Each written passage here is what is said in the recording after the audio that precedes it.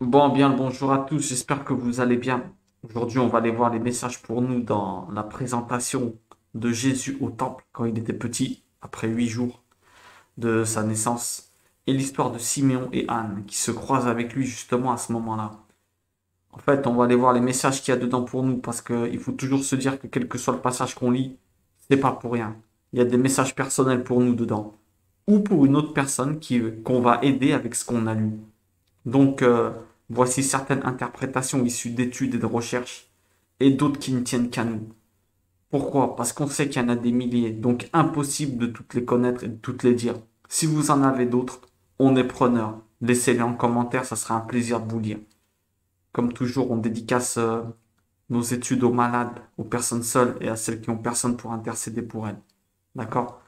On dit que les études, ça crée des anges. Donc, des études bibliques. Donc, on espère que les anges qu'on crée dans ces études, qu'ils aillent les réconforter et leur apportent la totale guérison. Bon, alors comme d'habitude, on va aller lire le texte en premier, ok?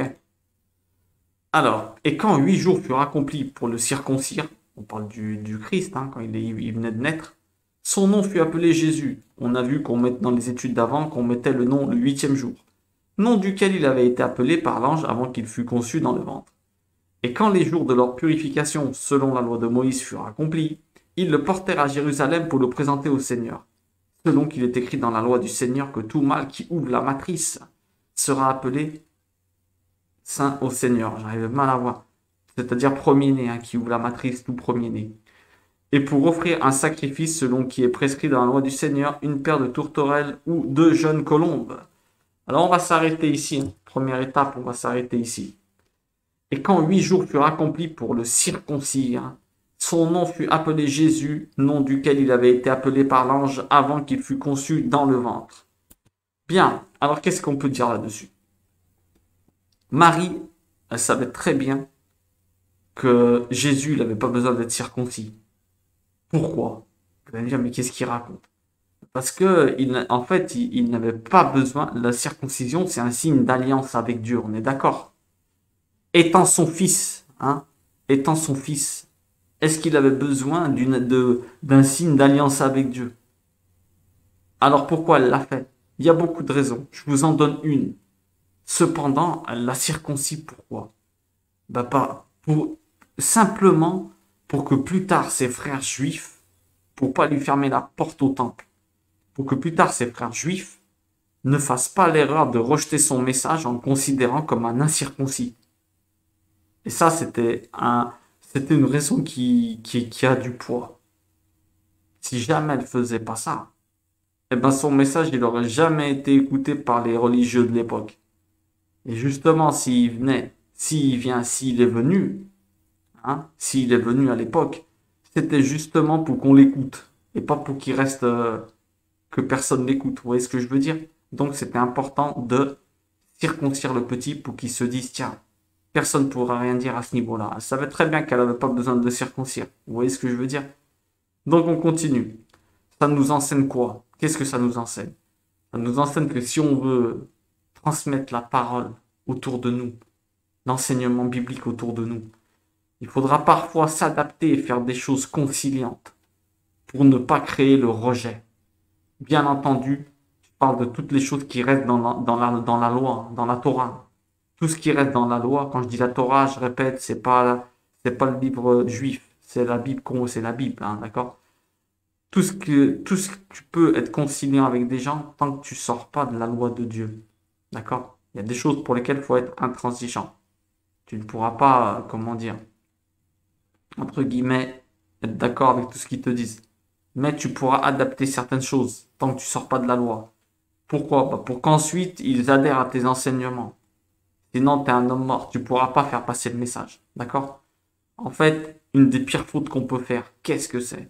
Une des pires fautes on va dire, un enfant de Dieu peut faire. Ben, je vais vous le dire. Une des pires fautes que tu peux faire en voulant transmettre la parole, c'est d'éloigner la personne plus que de la rapprocher de Dieu. Et ça, faut faire très attention. D'accord? Là, Marie, elle nous montre qu'elle est conciliante. Elle sait qu'il n'a pas besoin de se circoncire. Mais elle dit, je le fais quand même. Parce que si je le fais pas, il va avoir un problème. Ok? Alors on continue. Et quand les jours de leur purification, là c'est important de comprendre ça. Parce que moi j'étais passé à travers, j'espère peut-être que vous non, mais c'est important. De qui l'heure? Eh ben de Marie et du Christ déjà. Ils sont deux à devoir se purifier ce jour-là. Parce que la mère, elle devait se purifier aussi. Je vais vous expliquer ça. Donc, et quand les jours de leur purification, selon la loi de Moïse, furent accomplis, ils le portèrent à Jérusalem pour le présenter au Seigneur. Ah, alors là, on a quelque chose qui est important. Selon qu'il est écrit dans la loi du Seigneur que tout mâle qui ouvre la matrice sera appelé saint au Seigneur. Et pour offrir un sacrifice, selon ce qui est prescrit dans la loi du Seigneur, une paire de tourterelles ou deux jeunes colombes. Alors là, il y a quelque chose qui est très très intéressant. Vous allez voir, hein, parce que moi, personnellement, j'étais passé complètement à travers, mais bon, peut-être que vous, non, je vous le souhaite pas, hein, mais moi, j'étais passé à travers, donc au cas où, je vous le dis. Alors, attention, attention, je suis en train de le regarder. Alors, déjà, un truc que je veux vous dire, hein, je vais d'abord faire ça, là, je vais d'abord parler de ça. Hop, hop, attendez, je nettoie un peu. Tout mâle qui ouvre la matrice, c'est-à-dire le premier-né, hein, qui ouvre le ventre de la mère, hein, d'accord, qui ouvre, qui donne la possibilité à la mère d'enfanter après, enfin, pas qui donne la possibilité, mais qui passe par le ventre de la mère. Le premier qui passe par le ventre de la mère, eh ben, il est appelé saint au Seigneur. On a déjà dit, et je vous le répète, que saint, ça ne veut pas dire quelqu'un de parfait, qu'on va dire waouh, c'est quelqu'un de, même si c'est le but, hein, de notre vie. Saint, ça veut dire séparé, aparté, mis à part pour Dieu. On est d'accord? On a vu ça dans les cours d'avant, mais ne faites pas un amalgame dans votre tête. Le premier-né, il sera séparé pour Dieu. Le premier-né, il devait être séparé pour Dieu. Tout ce qui est premier-né dans ta vie, ça devait être séparé pour Dieu. On parle des prémices de ta récolte, on parle de tout. Le début, tu donnais à Dieu. Pourquoi? Bah, c'est la moindre des choses. C'est lui qui te donne tout. Eh ben, au départ, toi, tu l'iras un peu. Mais c'était pas que Dieu voulait récupérer. Loin de là. C'est pour qu'on apprenne la reconnaissance. Et surtout pour qu'on ait confiance en lui. Mais bref, c'est pas le sujet. Donc, on continue. Je vous invite à voir les vidéos d'avant. Normalement, c'est tout expliqué dedans. Peut-être qu'on reviendra dessus, bien entendu. Alors, et quand les jours alors attention, de leur purification, remettez bien ça dans vos têtes, de leur, pas de sa purification. Parce que là, on peut penser, croire que c'est les 8 jours furent accomplis pour le circoncire. On peut penser que le petit, il est impur. Vous voyez ce que je veux dire? En fait, c'est pas qu'il n'est pas impur, m'exprime mal. Mais on peut penser que ça parlait du petit, en fait, et que les tourterelles, tout ça, c'était pour le petit. Tourterelles et jeunes colombes. Mais en fait, non. De l'heure, ça veut dire que la mère aussi, elle est concernée. La mère était considérée comme impure aussi. D'accord? Alors, ils apportèrent à Jérusalem pour le présenter au Seigneur. 8 jours. C'est la première fois qu'ils vont présenter le Christ au temple. Donc, qu'est-ce que ça veut dire? Pour offrir un sacrifice selon qui est prescrit dans la loi du Seigneur. Une paire de tourterelles ou de jeunes colombes. Qu'est-ce que ça va nous enseigner, cette histoire? Ben, ça va nous enseigner une chose très très importante. On assiste ici à la purification de Marie, en fait. Vous comprenez ce que je veux dire? Le Christ, il est allé le 8e jour faire sa circoncision. Et après, ils sont retournés. Pourquoi? Ils sont retournés au temple. Écoutez bien. On assiste à la purification de Marie. Parce que la scène, elle se passe 40 jours après la naissance du Christ. Toute l'histoire de Siméon et de Anne et des purifications, c'est 40 jours. Le 8e jour, ils sont venus circoncire. D'accord? Il faut circoncire l'enfant le 8e jour. Mais après, il faut attendre que la mère, elle soit pure. 33 jours de plus. 40 jours après, c'est le jour que la mère est considérée comme pure. Donc, ils sont allés une première fois. C'est ça qu'il faut bien comprendre. Ils sont allés une première fois au temple quand le petit a eu 8 jours pour le circoncire. Et ils sont retournés 33 jours après pour la purification de la mère. Et quand les jours de leur purification, on parle des deux. D'accord? Ça, c'est important. Donc, qu'est-ce que ça veut dire? Eh ben, ça veut dire une chose qu'on peut voir. C'est qu'on assiste à la purification de Marie dans cette scène. Elle se passe 40 jours après la naissance du Christ. Donc, selon la loi Lévitique 12, je vous invite à aller lire, il faut circoncire l'enfant le 8e jour et attendre que la mère soit pure 33 jours de plus. pour qu'elle puisse donc aller au temple, pour qu'elle puisse rentrer, pour qu'elle puisse pas rentrer, mais pour qu'elle puisse aller au temple, offrir un sacrifice pour sa purification 33 jours après. D'accord? Tourterelle, etc. Et qu'elle puisse réintégrer la société au niveau de la religiosité, toutes ces histoires. Vous comprenez? Et là, on parle de deux voyages différents. Il y a eu un voyage pour la circoncision et un voyage pour la mère après. Vous voyez ce que je veux dire? Ça, c'est important de le comprendre. Premier voyage, il est là. En haut, là, le 1, il est là. Hop, et le deuxième voyage, bah, c'est à partir de maintenant. Notre étude, elle va porter sur le deuxième voyage pour la purification de la mer. Là, on a le voyage 1. Et là, on a le voyage 2. Ok, ça, c'est important de... Déjà, il faut partir sur cette base, sinon, t'es mort. Et pour offrir un sacrifice. Alors, attendez, on va parler un petit peu de cette histoire de 6 hommes de sacrifice et qui sont impurs. Qu'est-ce que c'est que cette histoire d'impureté? Comment ça, elle peut être impure? Elle a eu un bébé, c'est pas de l'impureté? Oui, on peut penser ça comme ça. Mais maintenant, je vais vous expliquer quelque chose. Qu'est-ce que c'est que l'impureté dans la Bible? Qu'est-ce que c'est que l'impureté? Déjà, dans la Bible, l'impureté, on dit tum'a, d'accord, en hébreu tum'a, et tahara, c'est tahara, c'est la pureté, d'accord, au cas où vous entendez ces termes. Tum'a, impur, tahara, pur, ok, bon. Dans la Bible, il faut bien que vous sachiez une chose, écoutez bien. L'impureté, ça n'a rien à voir avec la saleté. C'est pas quelque chose de péjoratif. C'est ce qu'on a du mal, nous, parce qu'on n'a pas, on s'est pas fait ce concept, cette idée dans notre tête. Dans la Torah, la pureté, c'est, comment dire, écoutez bien, c'est la disparition du vivant. Alors attention avec la traduction. L'impureté, elle est liée à la notion de quelque chose qui est contraire à la vie. D'accord? L'impur, c'est ce qui est contraire à la vie. C'est la disparition du vivant. Quelque chose qui est mort ou qui provoque la mort. Il y a une notion de fin de vie dedans. Alors là, ça change toute la donne. Écoutez bien. Après avoir un enfant, la femme, elle perd beaucoup de sang. Et nous savons que le sang, ben, c'est la représentation, comment dire, c'est la représentation matérielle de l'âme. C'est pourquoi, ben, il contient les ressentis, les émotions, les impuretés, le sang.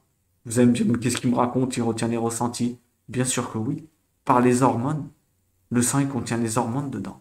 Les hormones, c'était cortisol, adrénaline, tout ça, c'est dans ton sang. Après l'accouchement, la femme, elle perd de la vie. Elle perd de sa vie, puisqu'elle perd du sang. Vous comprenez ce que je veux dire? Alors, on la considère comme impure. Elle n'est pas sale, elle est impure. Elle a perdu de la vie. Alors, qu'est-ce qui se passe? Comme elle a perdu beaucoup de sang, elle a perdu du sang, on considère qu'elle est impure pour l'isoler une période qui lui permette de se récupérer. Eh oui, messieurs, dames. On isolait la mère. C'est pas, oh ça y est, elle est impure, elle est sale. Rien à voir. On l'isole pour qu'elle se récupère. Tout ce que Dieu y fait, c'est pour notre bien. Je sais pas si vous comprenez. Elle a perdu du sang, elle a perdu des forces. Alors il lui faut un certain temps. Elle va pas recommencer son office et commencer à aller à droite. Non, calme-toi. On l'isolait 33 jours.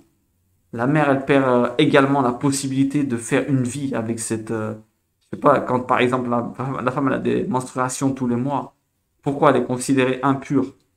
Hein? Ben parce qu'elle a perdu l'occasion de faire une vie. Elle a perdu du sang une fois de plus quand l'ovule il est mort. On la laisse se reposer. Toutes les lois que Dieu fait sont pour nous protéger et pas pour son plaisir ou, ou, euh, ou notre mal-être ou pour notre... comment dire... c'est pas pour nous embêter que Dieu fait des lois. Parce que lui, entre guillemets, il n'a pas besoin de nos... Il n'a pas besoin de nos services, tout est à lui. Toutes les lois, écoutez bien, quand vous allez lire des lois, je vous le dis, toutes les lois qu'il y a dans les écrits, c'est pour notre bien, c'est pas pour Dieu. Essayez de comprendre. Il y en a qui vont te dire, moi je jeûne pour Dieu, c'est faux, tu jeûnes pour toi. Tu jeûnes pour discipliner ta partie animale. Tu dis, ça n'a rien à voir, toutes ces histoires.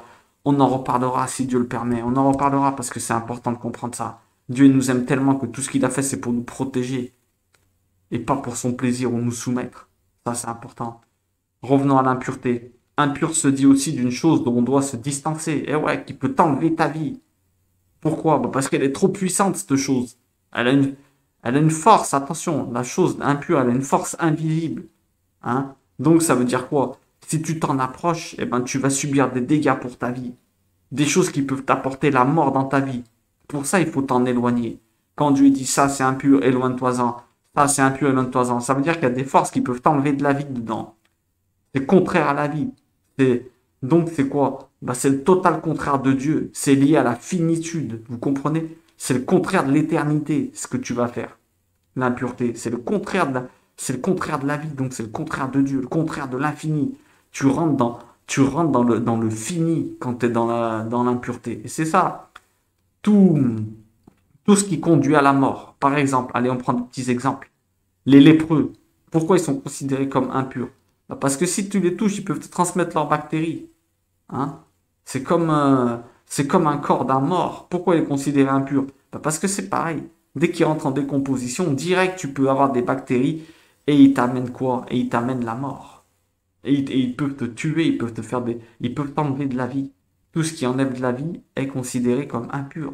Et tout ce qui peut te l'enlever. Essayez de comprendre, la notion elle est simple en vérité. Le souci c'est quoi? Eh ben c'est quand tu rentres de l'impureté à l'intérieur de toi quand tu es vivant.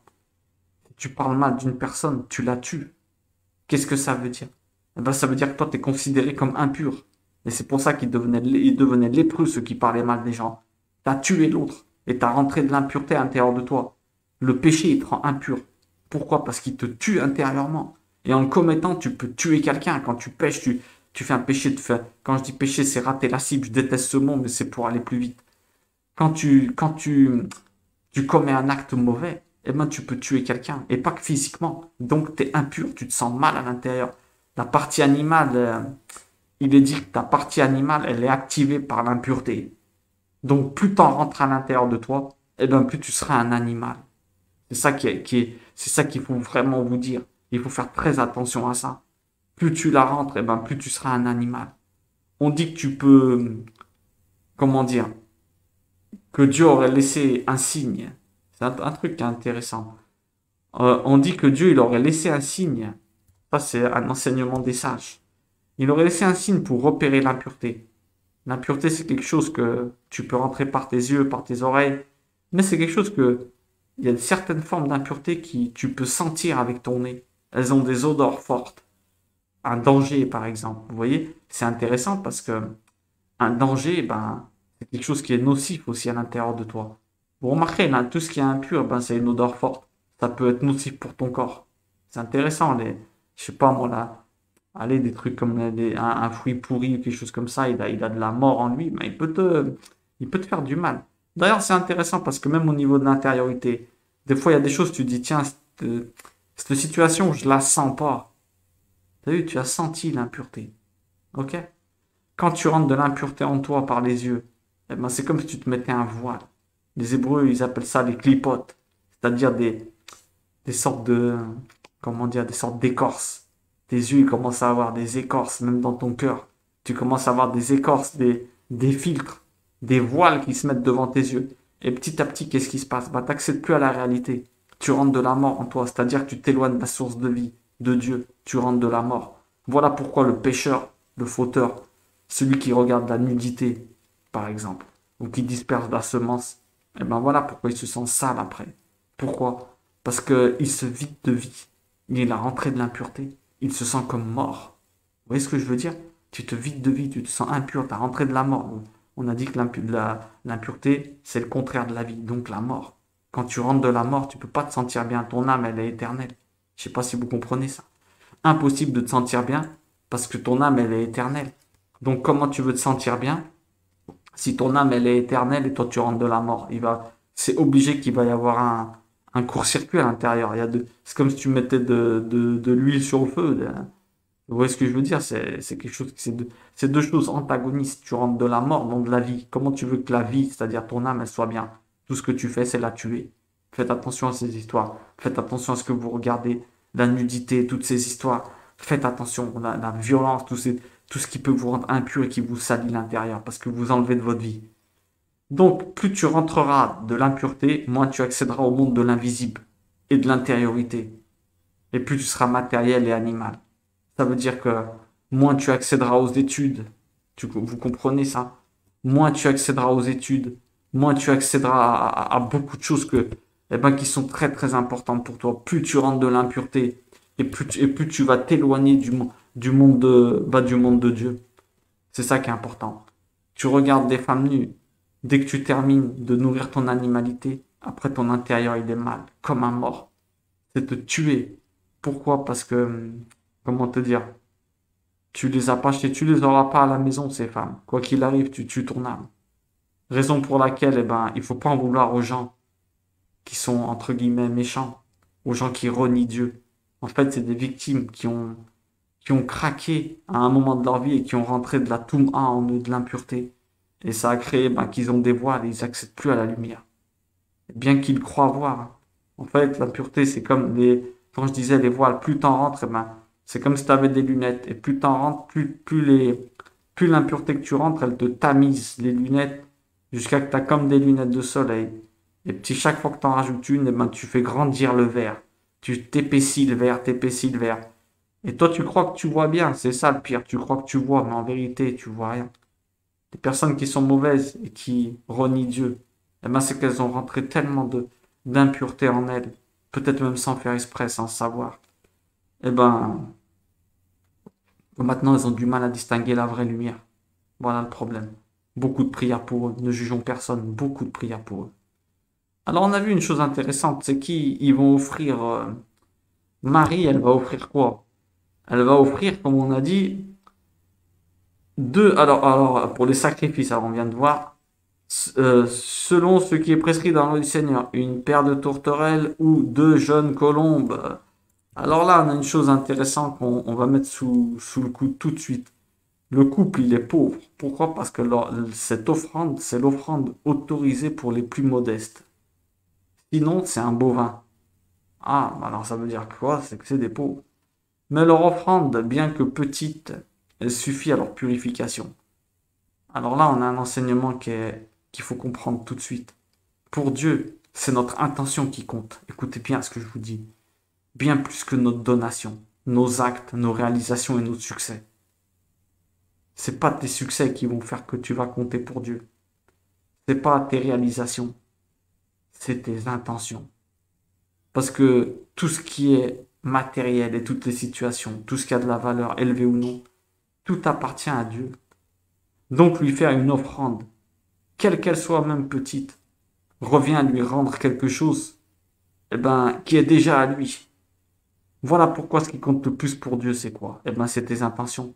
Parce que tes intentions, elles t'appartiennent qu'à toi. Lui, il respecte ton libre arbitre. Donc même si elle est petite, eh ben, puisque lui, il s'interdit d'intervenir dans tes choix, si tu lui fais une petite attention, eh ben, ça montre que tu l'aimes et que sa présence a de l'importance dans ta vie. Voilà pourquoi c'est l'intention qui va compter tout le temps. D'accord? Ce qui est intéressant, c'est que ça, on ne précise pas. La famille, elle va racheter l'enfant 5 cycles, selon la loi. Des nombres, 18. Je vous invite à aller lire nombre 18-15. Il fallait qu'elle donne aussi 5 cycles d'argent, selon la loi. Pourquoi? Parce que tout premier-né, il devait être consacré à Dieu pour le service. Et ouais, là, on est en train de dire ça, mais si tout premier-né est consacré à Dieu, ça veut dire quoi? Bah, ça veut dire que ça devait devenir un prêtre. Et ouais, normalement, tous les premiers-nés devaient devenir prêtres. Mais vous allez me dire, mais attention, il faut savoir une chose, c'est que la prêtrise et le service du temple, il a été donné à la tribu de Lévi. Et donc, qu'est-ce qui s'est passé? La tribu de Lévi, c'était la tribu des Israélites qui était prévue pour assigner au service du temple. Mais alors, qu'est-ce qu'on fait? Puisque Dieu, il a dit que tout premier-né doit lui être consacré. Qu'est-ce qu'il fait pour être consacré à Dieu? Ben, c'est facile, tu le rachètes 5 cycles. Pourquoi? Parce que, comme on a dit, la tribu de Lévi, elle fut assignée et désignée pour servir dans le temple. Les membres des autres tribus, eh ben, ils rachetaient leur premier-né par une somme d'argent. D'accord? Ainsi, Marie, elle rachète Jésus ce 33e jour. Ah, d'accord? Elle retourne 33 jours après la circoncision, parce qu'il fallait attendre 40 jours, et elle rachète Jésus. C'est intéressant. Ce jour un peu prophétique, vous trouvez pas? 33e jour, c'est l'année de la mort de son fils. Elle le rachète. Ça signifie prophétiquement que ben, le temps d'années qui lui reste avec elle avant de retourner vers Dieu, 33 ans. Intéressant. Elle le rachète, c'est tant des années qu'elle, eh ben que elle le, entre guillemets, je dis une grosse guillemets là, hein, elle le rachète pour le garder 33 ans auprès d'elle. C'est intéressant avant qu'il retourne vers Dieu. Petit, petit clin d'œil intéressant. Alors on va continuer maintenant. Là on attaque Siméon et Anne. Qu'est-ce qui se passe avec Siméon et Anne? Alors on continue notre lecture comme on les aime. Et voici, il y avait à Jérusalem un homme dont le nom était Siméon. Et cet homme était juste et pieux. Et il attendait la consolation d'Israël. Qu'est-ce que c'est que la consolation d'Israël? L'arrivée du Messie qui doit venir les libérer. Et l'Esprit Saint était sur lui. C'était quand même un grand personnage. Hein. On a dit, il est juste, pieux. Voilà, c'est les mots qu'on va garder dans notre tête. Son nom était Shimon. Shimon, il était juste, pieux. Il attendait la consolation d'Israël. L'Esprit Saint était sur lui. Il avait été, écoutez bien, il avait été averti divinement par l'Esprit Saint qui ne verrait pas la mort que premièrement il n'eût vu le Christ du Seigneur, le Messie du Seigneur, d'accord? Ça veut dire Messie. Hein. Et il vint par l'Esprit dans le temple. Ah, on s'arrête ici. Et il vint par l'Esprit dans le temple. Il avait, alors c'est certainement un monsieur d'un certain âge, même si on n'en est pas sûr, mais bon, apparemment il est d'un certain âge. Il était juste et pieux et attendait la consolation d'Israël. Il était en train d'attendre ça. Alors qu'est-ce qui s'est passé? Eh ben, il y a un ange. Il avait été averti par l'Esprit Saint que il allait voir le Messie du Seigneur. Qu'est-ce que ça nous enseigne? Eh ben, ça nous enseigne que si on pratique la justice et on marche dans les voies de Dieu, eh ben, on doit pas se soucier. On doit se soucier de rien du tout pour les événements à venir. Pourquoi? Parce que l'Esprit de Dieu va nous emmener sans qu'on comprenne, par une envie soudaine où on ne sait pas ce qui va se passer, ou la providence, dans un lieu où on va avoir la révélation pour nous ou pour les autres. On va avoir la réponse à nos questions. Vous comprenez ce que je veux dire? On va avoir la réponse à nos questions. Il ne faut pas se casser la tête. Si tu es quelqu'un qui suit Dieu et qui est juste et pieux comme Siméon, eh ben Dieu il s'occupe de t'emmener dans les endroits sans que tu t'en rendes compte. Il va faire que quelqu'un il te parle sur Internet. Il va t'emmener dans des endroits où tu auras la réponse à tes questions. Ça, c'est important qu'on se le dise, ça aussi. Alors, on va continuer avec une chose intéressante. Comme je vous ai déjà dit, et je vous le répète, et chaque fois je vous le répéterai. Quand vous avez un nom ou un prénom ou le nom d'une ville dans la Bible, qu'est-ce qu'il faut faire? Il faut tout de suite aller voir sa signification. Pourquoi? Parce qu'elle te permet d'accéder à des niveaux d'entendement plus élevés. Shimon, qu'est-ce que ça veut dire alors? Shimon, ça signifie, écoutez bien, qui écoute, sans faire de jeu de mots, qui écoute, qui garde, qui comprend et qui obéit. C'est de la même racine que désert, solitude et effroyable. Oh! Alors on sait que ce personnage, il a ses caractéristiques. C'est quelqu'un qui écoute, qui garde, qui garde ce qu'il écoute, qui croit, qui comprend ce qu'il écoute, qui fait des recherches. Et qui obéit. Ah! Mais c'est de la racine aussi de désert, solitude et effroyable. Ça veut dire que ce nom nous enseigne que, attention, là on va aller loin. Ce nom nous enseigne que celui qui n'écoute pas, qui ne cherche pas à comprendre et qui n'obéit pas à la parole de Dieu, parce que Shimon, c'est ça qu'il écoutait, hein, la parole de Dieu, eh ben il finira irrémédiablement, tôt ou tard, dans le désert, la solitude et l'effroi. Simon, ça veut dire écoute, garde, comprend et obéit. Mais aussi désert, solitude et effroyable. Ça veut dire que si tu n'écoutes pas, si tu n'essayes pas de comprendre la parole de Dieu, si tu ne la gardes pas et si tu n'obéis pas, eh ben tu vas finir dans le désert, la solitude effroyable. La plupart des personnes qui se sentent seules ou qui, comment dire, qui en fin de vie sont tristes et mal, eh ben c'est rarement des personnes qui sont dévouées à lire et à étudier de manière à rechercher dans la Bible. Je ne parle pas de lire et simplement lire. Je parle d'aller chercher plus loin. Simon, par la signification de son nom, Il nous donne l'astuce pour vivre une vieillesse heureuse sans être victime de solitude, de désert ou même de peur de la mort. Être dans l'effroi, comme veut dire son nom. Qu'est-ce qu'il faut faire? Eh ben, il faut écouter, lire et chercher à comprendre plus profondément les écrits pour connaître Dieu de plus en plus près chaque jour. S'approcher plus intimement du ciel dans notre vieillesse, c'est le seul moyen de partir en paix. Pourquoi? Parce que le but de la vie, c'est de s'éloigner de la matière et non de vivre dans l'illusion que ce monde est le meilleur. Car quoi qu'il en soit, tu vas partir un jour ou l'autre. Vous comprenez ce qu'on est en train de dire? Tu dois comprendre que tu es un touriste ici. Tu es en vacances dans ce monde. Tu viens, tu fais ta mission et tu t'en vas. En fait, on reste 120 ans maximum. Et ensuite, on laisse tout pour aller dans un lieu où il serait plus logique d'investir. Parce qu'on passera beaucoup plus de temps là-haut, hein, je vous le dis. Ça fait longtemps qu'ils sont morts, les morts. Hein. Tu passes beaucoup plus de temps là-haut que ici. Hein. Donc, plus on s'approche de Dieu, c'est-à-dire plus on travaille notre sainteté, c'est-à-dire à se séparer, plus on s'éloigne de la matière. Donc, moins cela nous coûtera de partir. Je sais pas si vous comprenez. Plus tu te rapproches de Dieu, moins tu t'éloignes de la matérialité. D'accord? Je parle pas de ce qui est nécessaire. Hein. Je parle de tout le reste. D'accord? Plus tu te rapproches de Dieu, moins ça te coûtera de partir. En fait, le but, c'est de finir comme Siméon, avec une envie de retourner dans ta vraie maison. Je sais pas si vous comprenez. Celle d'où l'on vient, en disant comme lui, à la fin, vous allez entendre, à la fin, il dit quoi? Maintenant, tu laisses ton serviteur s'en aller en paix, car mes yeux ont vu ton salut pour ton peuple. Dès qu'il a vu le Christ, il dit ça. Il a envie de rentrer chez lui. Ce passage, il nous enseigne que si on reste dans les voies de Dieu jusqu'à la fin de notre vie, écoutez bien comme Siméon, on verra un signe concernant le futur et le salut de nos êtres aimés. Parce que lui, il attendait la consolation d'Israël. Alors, si vraiment tu suis Dieu, Dieu, il lui envoie le signe de voir le petit pour l'apaiser avant qu'il parte. Comme s'il lui envoyait, ne t'inquiète pas, Siméon, regarde, j'ai tout prévu maintenant, tu peux t'en aller tranquille. Ceux qui restent là, ta descendance, ils ont de quoi assurer leur voyage aussi avec toi plus tard. En fait, Dieu, il nous apaisera pour qu'on s'en aille en paix et avec confiance, sans nous soucier pour les générations qu'on laisse dans ce monde. Si tu marches avec Dieu, Dieu te fera voir des signes qui feront que tu seras apaisé pour les générations que tu laisses. C'est beau, hein, c'est magnifique.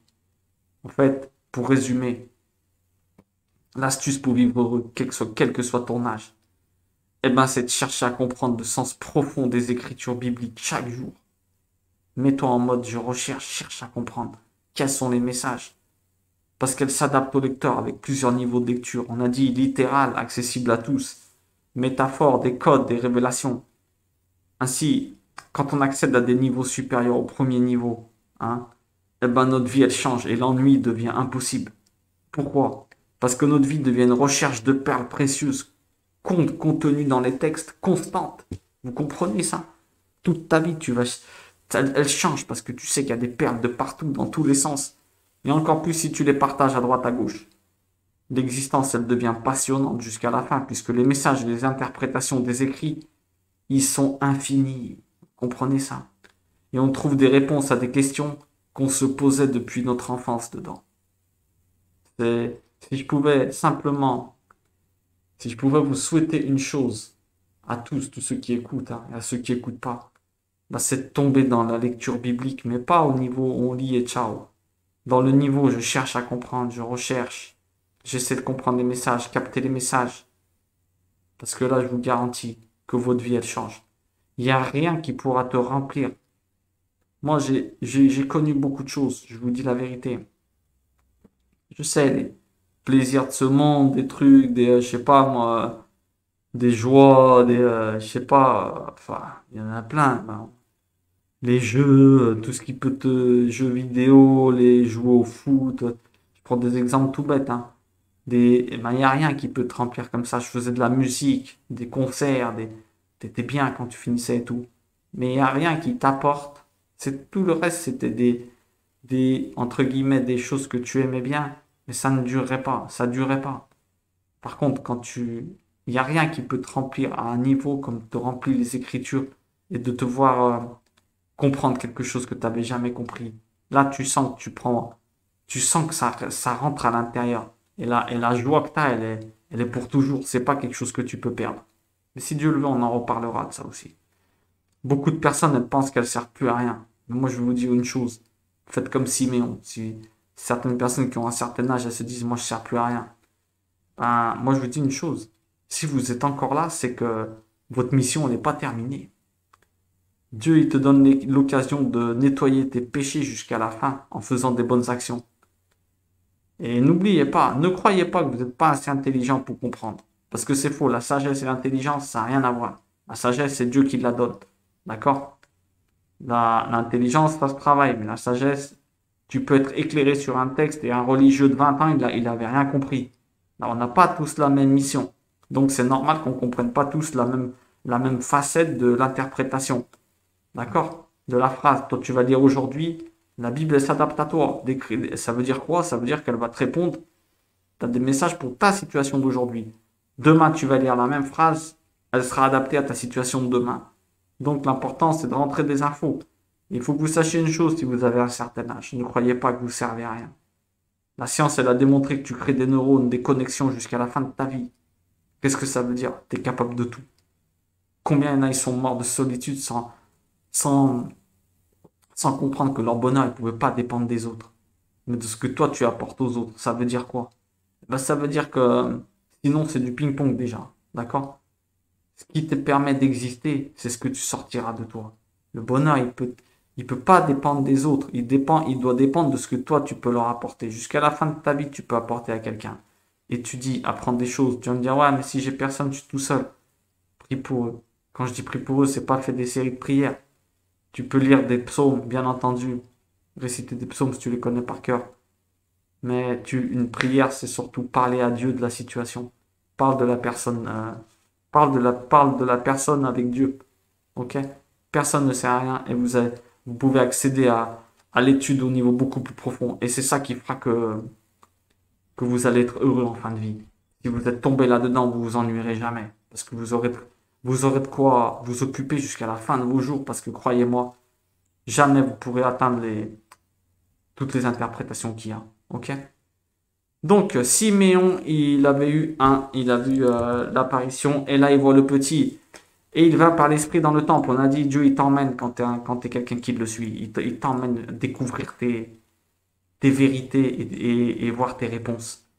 Et comme les parents apportaient le petit enfant Jésus pour faire à son égard, selon l'usage de la loi, il le prit entre ses bras et bénit Dieu et dit, maintenant, ô Seigneur, tu peux laisser ou tu laisses aller ton esclave en paix selon ta parole, car mes yeux ont vu ton salut, lequel tu as préparé devant la face de tous les peuples, une lumière pour la révélation des nations et la gloire de ton peuple Israël. Ok, alors ça c'est intéressant. Comme on a dit, maintenant il a dit, maintenant que j'ai vu ça, moi je peux partir tranquille. En fait, vous avez vu, c'était tellement un grand personnage qui se faisait du souci pour le peuple. Il se disait, comment je peux mourir moi? Je pars en souci là. Et Dieu il lui a fait la grâce de dire, non, tu ne vas pas mourir sans voir le salut qui arrive pour le peuple. C'est beau, hein, c'est très très beau. Hein. Comme on a dit, hein, si tu suis Dieu, t'inquiète pas que tôt ou tard, il te fera des révélations qui te feront que tu t'apaises. Tu t'apaises et tu pourras partir sans te faire du souci pour les tiens. Continuons. Et son père et sa mère s'étonnaient des choses qui étaient dites de lui. Les parents de Jésus, ils s'étonnaient. En fait, c'est pas le mot s'étonner, ouais, mais c'est pas s'étonner, ils étaient interpellés. Ça leur faisait de l'effet, quoi. C'est pas qu'ils étaient étonnés, ils connaissaient qui était leur fils, hein. Et Siméon les bénit et dit à Marie sa mère, voici, celui-ci est mis pour la chute et le relèvement de plusieurs en Israël, et pour un signe que l'on contredira, et même une épée transpercera ta propre âme, en sorte que les pensées de plusieurs cœurs seront révélées. Ah! Alors là, une épée traversera ta propre âme. C'est quand même grave ce qu'il lui dit. Hein.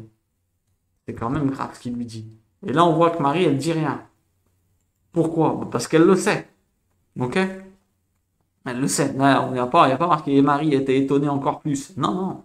Marie, elle sait très bien. Marie, c'était un personnage énorme. Alors Marie, elle va souffrir des coups d'épée, c'est ça? Parce qu'elle ne pourra pas intervenir. Pourquoi? Pour aider son fils. Hein? Ça, c'est important. Elle va pas pouvoir intervenir pour aider son fils à ne pas mourir sur la croix. L'épée, c'est ce qui partage les avis. D'accord? Et là, il est dit, il y en a certains, ça va dévoiler leur cœur. Elle devra lutter contre son instinct maternel, Marie. Elle ne pourra pas aider son fils déjà. Elle aura une épée à l'intérieur d'elle, ça veut dire que l'épée, elle devra trancher sa partie maternelle. C'est incroyable. Ça nous enseigne que lorsqu'on décide de suivre Dieu, comme Marie elle fait là, eh ben, il faut être prêt à subir des coups d'épée de notre conscience, à l'intérieur de nous, et de nos émotions, bien entendu. Parce que des fois, il faudra se faire violence et couper nos envies, nos goûts et nos sentiments. Pourquoi? Parce qu'ils sont incompatibles avec certaines valeurs et paroles bibliques. C'est incroyable, hein? C'est incroyable ce qu'on est en train de dire. Marie, elle va subir des coups d'épée à l'intérieur d'elle, parce qu'elle va devoir se taire. Vous imaginez ce qu'elle a dû vivre, Marie, non? C'est inutile que je vous dise à quel point elle a dû couper ses émotions à l'intérieur d'elle pour accepter que Jésus il finisse comme il a fini et qu'il fasse tout ce qu'il avait à faire. Ok? Donc c'est quand même quelque chose qui révèle un grand personnage, hein. Allez, on continue. On continue. Alors attention. Et il y avait Anne. Alors on est là. Là maintenant, on a vu l'histoire de Siméon, la conclusion de Marie. Et là on regarde. Et il y avait Anne. Anne, comme d'habitude, attention, on va aller voir la signification du nom, hein. Et il y avait Anna, une prophétesse, fille de Phanuel, encore un nom, de la tribu d'Acher, ou encore un nom. Et elle était fort avancée en âge. Ah. Ayant vécu avec un mari 7 ans depuis sa virginité, veuve d'environ 84 ans. Bon, alors 7 ans avec un mari, et là elle a 84 ans toute seule. Est-ce qu'on est d'accord? On écrit des chiffres ici, ça peut servir, on ne sait jamais. Quand il y a des chiffres, c'est pas pour rien dans la Bible, c'est pareil. Qui ne quittait pas le temple servant Dieu, en jeûne et en prière, nuit et jour. Alors on va aller voir un petit peu ce que ça nous raconte. Pourquoi j'ai fait un trait comme ça? 7 ans et 84 ans, je mets là, ça peut vous inspirer des choses. On continue. Bien sûr, on étudie ensemble, c'est intéressant. Alors attention. Anne, qu'est-ce que ça signifie? Alors Anne, ça signifie la faveur et la grâce. Hannah, d'accord? Yohanan, Jean, Dieu fait grâce. Intéressant. Yohanan. Hannah, ça veut dire la grâce et la faveur. Alors, qu'est-ce que ça nous enseigne? Eh ben, Anne savait que son prénom faisait d'elle une personne qui avait une prière puissante. Ah bon? Pourquoi? Eh ben, parce que Anne, la mère de Samuel, hein, dans l'Ancienne Alliance, elle a obtenu en priant au temple, je vous invite à aller voir 1 Samuel, en priant au temple, elle a obtenu un enfant. Donc Anne, qu'est-ce qu'elle faisait? Eh ben, elle allait au temple tout le temps de son veuvage. Elle avait été mariée 7 ans, fin d'un cycle. On sait que le 7, c'est la fin d'un cycle. Ensuite, elle est rentrée dans le cycle d'aller au temple. On est d'accord? Donc, n'ayant pas d'enfant, Anne, elle utilisait la même méthode que l'ancienne Anne, en allant au temple pour trouver du réconfort. Eh oui. Elle savait qu'elle avait de la puissance, parce qu'on sait que les personnages qui ont le même prénom, les personnages dans les écrits qui ont le même prénom que toi, ou qui ont les mêmes prénoms, ils ont des mêmes caractéristiques. Parce que je répète, le prénom n'est pas un prénom, mais une fonction. Il dit ce que tu es. Il te donne des particularités sur ce que tu es. Regardez votre prénom, et je vous invite à aller faire une recherche de savoir qu'est-ce qu'il signifie. Pourquoi? Eh bien parce que vous allez apprendre à mieux vous connaître. Vous allez me dire, ouais, mais non, mais parce que c'est mes parents, rien à voir avec la Bible. Moi, je vous dis une chose, c'est clair et net. Le jour où vos parents ils vous ont mis votre prénom, eux-mêmes, ils ne savaient pas, mais c'est Dieu qui leur a mis ce nom dans la tête. Écoutez bien, il leur a mis ce nom dans la tête. Pourquoi? Eh bien, pour leur donner des indices sur votre caractère futur. D'accord? Eux, ils croient que ceux qui vous ont mis votre prénom, c'est faux. C'est Dieu qui les a inspirés, alors qu'ils ne le savent même pas, ça se peut. Même s'ils ne sont pas croyants. C'est des indices pour savoir comment vous êtes. D'accord? Donc, si vous ne connaissez pas la signification de votre prénom, je vous invite à courir le lire. Et si vous avez la chance l'aubaine d'avoir un prénom biblique, allez voir le personnage qui a le même prénom que vous. Parce que je vous promets que vous allez, comment dire, avoir des indications sur votre personnage et sur votre personne. Parce que vous avez des caractéristiques en commun. Comme Anne, là. Anne, elle savait que son ancêtre, Anna, eh ben, elle avait fait des prières dans le temple, elle avait obtenu son fils Samuel. Alors, qu'est-ce qui s'est passé? Eh ben, elle a fait la même méthode. Elle s'est dit, moi, je vais faire comme Anne. Je n'ai pas d'enfant, ben, je vais aller au temple, on verra bien ce que Dieu il me donne. Au moins, elle s'est dit, je vais aller chercher là-bas du réconfort. C'est là-bas où il faut aller quand tu ne peux pas avoir d'enfant. D'accord? Elle s'est dit, c'est exactement là-bas où il faut aller quand tu ne peux pas avoir d'enfant. Alors, qu'est-ce qui s'est passé? Eh ben, Dieu lui a donné beaucoup plus qu'elle attendait. C'est-à-dire, il lui a donné de voir le meilleur fils que tu peux avoir. C'est lequel le meilleur fils qu'on peut voir? Eh ben, c'est le fils de Dieu. Il lui a dit, tiens, je vais te montrer mon fils. Ainsi, le nom de Anne, il nous indique que la grâce de Dieu est liée à la puissance de la prière. Vous vous rendez compte? Elle venait au temple nuit et jour, elle servait le temple en prière. Eh ben, la grâce de Dieu, elle est liée à la puissance de la prière, puisque Anna, puissance de la prière, vous comprenez? Donc, si on désire une grâce de Dieu, il faut faire comme Anne, c'est-à-dire prier et consacrer du temps à Dieu quotidiennement. Ouais, comme elle faisait, elle, 84 ans. En agissant ainsi, eh ben, il nous arrivera comme Anne. On sera témoin de la puissance de la grâce de Dieu. Parce qu'il nous donnera beaucoup plus de ce qu'on attendait. Elle voulait un enfant peut-être pour elle. Mais Dieu lui a fait voir l'enfant il lui a fait voir son fils qui va venir pour le monde entier. Il lui a donné beaucoup, il a donné à voir beaucoup plus qu'elle n'espérait. Alors, quelque chose qui est intéressant là encore, pour terminer. Ayant vécu 7 ans avec son mari, on a dit 7 ans, c'est la fin d'un cycle complet. Eh ben, elle a compris qu'après une perte douloureuse, pourquoi elle allait au temple? Parce qu'elle a compris qu'après une perte douloureuse, il fallait combler ce vide par une compagnie fiable. Attention, écoutez bien. Il fallait combler ce vide par une compagnie fiable. Et non, comment dire, et il ne faut pas aller chercher un autre mari sous l'émotion et la tristesse. Parce que la peur de rester seule, une personne qui reste veuve ou qui se fait abandonner par son mari, écoutez bien ce que je vous dis. Il ne faut pas aller chercher un autre mari sous l'émotion et la tristesse. Parce que la peur de rester seule et le manque d'affection, eh ben, ils font perdre la raison. Et ça entraîne des erreurs fatales. Anne choisit de se marier avec le mari le plus fiable, Dieu. Ça nous enseigne que si on vit une rupture ou un veuvage, ben, le combat il va être dur. Pourquoi? Parce que Phanuel, la tribu de Phanuel, d'accord? Eh ben c'est exactement le lieu, écoutez bien, c'est exactement le lieu où Jacob il a livré bataille contre ses pensées négatives dans la Genèse 32. Là où il s'est fait blesser. Il s'est fait blesser où? À la hanche, il est dit. Alors donc ça veut dire quoi tout ça là? Elle est de la tribu de l'endroit où on a blessé Jacob à la hanche. Alors ça veut dire quoi? Il faut se méfier des pensées qui concernent les relations amoureuses. Pourquoi? Eh ben parce qu'en dessous de la hanche, ça signifie que l'ennemi va toucher tes parties basses pour que tu boites pour toujours. Donc fais bien attention. Si jamais tu es veuve ou tu te fais abandonner, fais attention aux attaques à Phanuel. Pourquoi? Parce que tu vas te faire attaquer à ces parties basses là. À tout ce qui concerne les relations amoureuses et intimes. En fait, l'immoralité charnelle, c'est la pire pour tuer physiquement. Par des maladies, hein. Bien sûr, il y en a qui sont malades. Et beaucoup plus violemment, mentalement.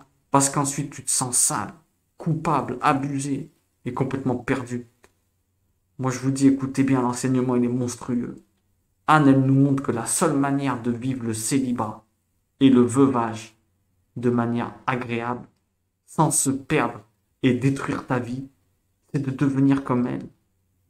C'est-à-dire quoi? Eh ben, c'est-à-dire de rester chaste en t'oubliant et en dédiant ta vie à Dieu, en te préoccupant de soulager et apporter de la joie et de la grâce aux autres. Son nom, c'est de la grâce, ouais. De cette manière, tu vas me dire, ouais, mais moi aussi, je veux refaire ma vie. Écoute, on termine, écoute bien jusqu'à la fin. Bah, de cette manière, si toi, tu fais comme Anne, tu décides de te mettre au service de Dieu et tu continues à avoir de la grâce et à donner aux autres, Eh ben, tu sais ce qui va t'arriver? Il va t'arriver peut-être comme Anne, de cette manière en faisant ça. Si tu dois refaire ta vie, hein, être au travail pour Dieu, eh ben, ça t'assure qu'il t'enverra jamais une personne qui te stoppe dans ce chemin d'élévation ou qui t'éloigne de lui. Donc, être au travail pour Dieu, eh ben, si t'es au travail pour Dieu, t'es sûr qu'il va t'envoyer quelqu'un qui te permette de continuer dans le bonheur réel. Il va jamais t'envoyer quelqu'un qui t'éloigne de lui. Vous comprenez l'astuce? Mets-toi au service de Dieu si tu es veuf, même célibataire. Mets-toi au service de Dieu. Donne de la grâce aux autres. Et je te promets qu'il t'enverra quelqu'un qui t'enlèvera pas de ça.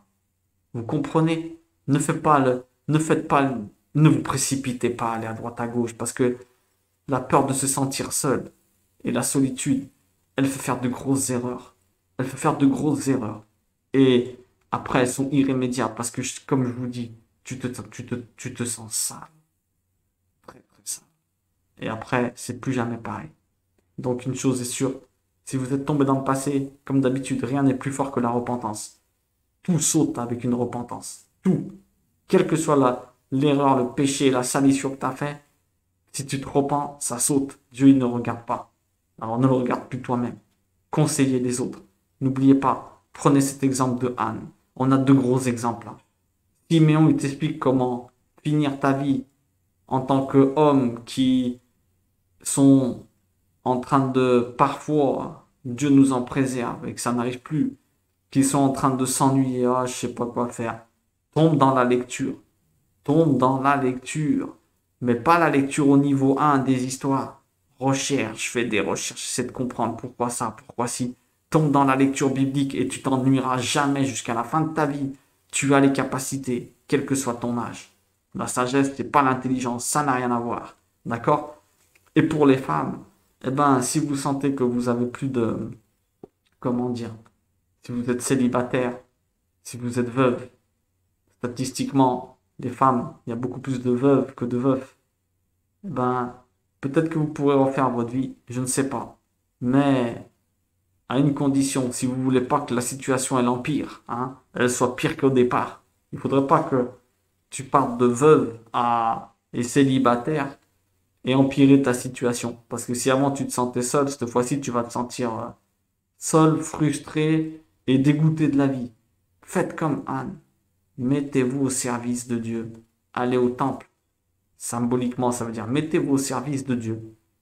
Et je vous promets que le mieux pour vous, il va vous le donner. Ne vous inquiétez pas. Et donc, on continue, je vous lis la dernière phrase. Hein. Et quand ils eurent tout accompli selon la loi du Seigneur, ils se retournèrent en Galilée, à Nazareth, leur ville. Et l'enfant croissait, se fortifiait, était rempli en sagesse, et la faveur de Dieu était avec lui. Même phrase que pour Jean-Baptiste. Hein, on l'a déjà remarqué. Ils étaient en bas, là, je vais vous montrer, hop, hop, hop, pour que vous ayez des repères hein, cartographiques. C'est important qu'on ait toujours des repères. Je pense que vous le savez, mais je le dis. Ils étaient à Bethléem, ils ont fait un voyage ici pour aller à la purification du temple. Et hop, et ils remontent, ils étaient en Judée, province de Judée, et ils remontent à Nazareth, en Galilée. Je sais pas s'ils sont passés par Samarie ou pas, parce qu'il y avait des histoires avec eux. Mais ils sont partis de là, et ils remontent ici. Allez, on est parti 100 km, d'accord? Je vous le mets ici en gros. Bethléem, là où le Christ il est né, ils vont à Jérusalem au temple, hop. Ils ont fait 2 allers-retours, premier à 8 jours et après, 33 jours après. Et ils sont remontés de Judée en province de Galilée. Ils sont montés à Nazareth. Ok? Bon, bah écoutez, je vous remercie pour cette étude. Comme d'habitude, grand plaisir pour moi les faire. Et j'espère que Dieu vous bénisse et qu'elle vous serve et que vous ayez capté quelques petites choses qui peuvent vous aider dans votre vie. Ou peut-être aider des personnes qui viendront vous voir, qui diront je suis célibataire, qu'est-ce que je dois faire? Mets-toi au service de Dieu. Donne de la grâce aux autres comme Anne. Et je te promets que Dieu, si il va t'envoyer quelqu'un qu'il faut. S'il doit t'envoyer quelqu'un qu'il faut, si c'est le meilleur pour toi. Un autre qui te dit, oh, moi maintenant je m'ennuie tout le temps, il y a la télé. Tombe dans l'écriture biblique. Va fouiner, cherche, deviens un explorateur. Et je te promets que tu t'ennuieras jamais. Que Dieu vous bénisse et qu'il nous donne la force d'être comme ces personnages de cette histoire. Marie, qu'on n'hésite pas à trancher, qu'on soit comme Anne, qu'on n'hésite pas à se mettre au service de Dieu, qu'on ne se sente jamais seul, et qu'on soit comme Simon, qu'on écoute, qu'on comprenne, qu'on cherche à comprendre chaque jour plus la parole, plus se rapprocher de Dieu.